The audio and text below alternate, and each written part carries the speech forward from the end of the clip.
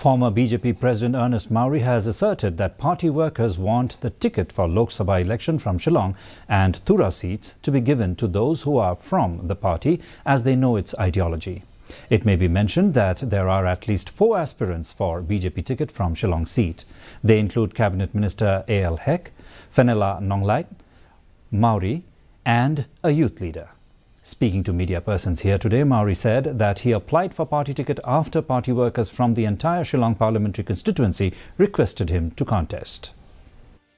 I was the state secretary, then I was the vice president during Bashir Lindo as the president, and I was the state president. So my association with the party is very long.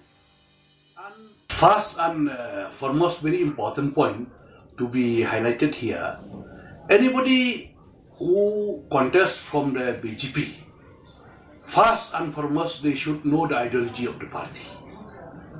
And that's why the demand has come from the party workers all over the Shillong parliamentary seat, even for all around the Shillong. They want that anybody who contests from BJP, they should be from the party and they should know clearly the ideology of the party. That is the demand of the party Karyakarta and the members of the party. The Khasi Students' Union War Jaintia Circle, along with